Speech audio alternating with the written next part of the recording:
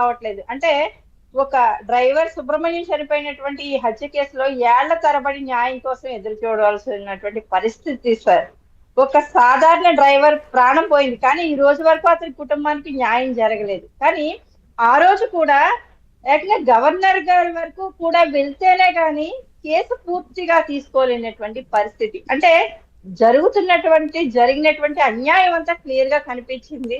ఈ హత్య ఉదంతంలో దళితుల్ని చంపి ఒక డోర్ డెలివరీ చేసినటువంటి ఎమ్మెల్సీ అనంతబాబుని ఆ రోజు ఏ రకంగా జగన్మోహన్ రెడ్డి గారు మళ్ళీ జైలు నుంచి మేళతాళాలతో బయటకు తీసుకొచ్చాడో చూస్తాం సార్. అంటే ఆ రోజు న్యాయం కోసం అడిగడిగి ప్రతిపక్షాలు కావచ్చు, ఈ రోజు అధికార పక్షంలో ఉన్నటువంటి టీడీపీ కావచ్చు, జనసేన కావచ్చు, బీజేపీ కావచ్చు, ఇవన్నీ కూడా అలసిపోయినటువంటి పరిస్థితి. అంటే జగన్మోహన్ రెడ్డి గారు హయాంలో ఎంత దారుణాలు, అంటే డాక్టర్ సుధాకర్ గారిని ఆయన ఆత్మహత్య చేసుకునేటువంటి పరిస్థితిని క్రియేట్ చేయడం, కానీ అంటే వీళ్ళకి అడ్డొచ్చిన వాళ్ళందరినీ కూడా వాళ్ళు ఆత్మహత్యలన్నా చేసుకోవాలి, లేకపోతే ఇలాగా చంపి డోర్ డెలివరీ చేసేటువంటి పరిస్థితి. ఈ రోజు వరకు న్యాయం జరగలేదు. అంటే ఒక సాధారణ వ్యక్తి ఇదే హత్య చేస్తే ఇంతవరకు కూడా కేసును కొనసాగించేవారా సార్? అంటే వీళ్ళకి చట్టాల్లో ఉన్నటువంటి ప్రతి లొసుగుని కూడా వాడుకొని వీళ్ళు ఈ రోజు వరకు కూడా ఈ నేరస్తులు జనావాసాల మధ్య తప్పించుకుని తిరగడం.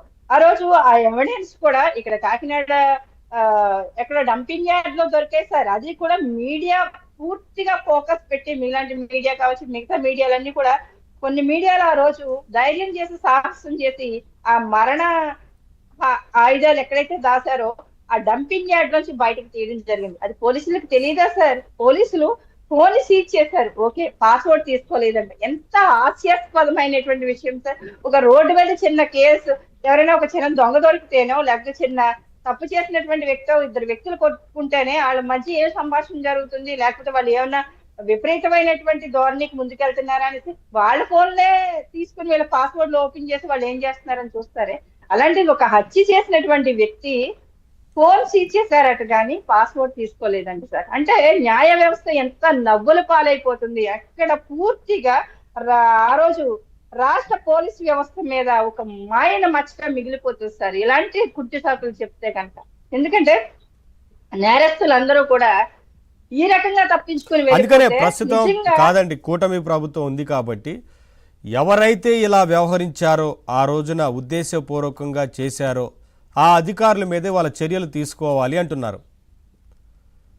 తప్పకుండా సార్ తీసుకోవాలి. ఎందుకంటే ఇక్కడ డాక్టర్ బిఆర్ అంబేద్కర్ రాసినటువంటి రాజ్యాంగ పరిధిలో దళితులకి అనేక చట్టాలు ఉన్నప్పటికీ కూడా ఈ రోజుకి కూడా ఎంతో మంది మానవతావాదులు వాళ్ళ మధ్య వాళ్ళ కోసం పోరాటం చేస్తున్నటువంటి పరిస్థితి. ఆ రోజు గవర్నర్ గారి వరకు కూడా ఈ కేసును తీసుకుని వెళ్తేనే కానీ ఆ రోజు దిక్కు దివానం లేదంటే ఈ కేసు విషయంలో ఎంత నిర్లక్ష్యంగా వ్యవహరించారు ఇక్కడ ఉన్నటువంటి అధికారులు కావచ్చు, దీంట్లో పనిచేసినటువంటి టీం కావచ్చు, ఆ రోజు జగన్మోహన్ రెడ్డి గారి ప్రభుత్వం కావచ్చు. కానీ ఇలాంటి వాళ్ళ మీద అయితే మాత్రం ఖచ్చితంగా వీళ్ళని కూడా చేర్చాలి సార్.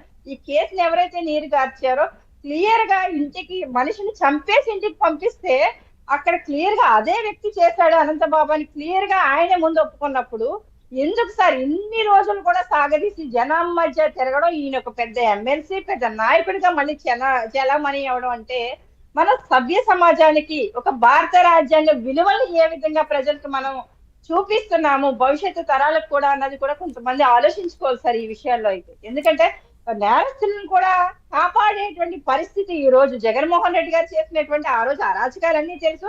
ఆయన సపోర్ట్ చూసుకుని ఇలాంటి అనంతబాబు లాంటి వ్యక్తులు ఎలా రెచ్చిపోయారో తెలుసు. అంటే ఒక మీడియా కూడుకుంటేనే కూడా బయటికి తీసుకురావాలి. ఏదైనా సరే ఒక విషయం ఏంటంటే ప్రభుత్వం మారింది కాబట్టి కొంత బాధిత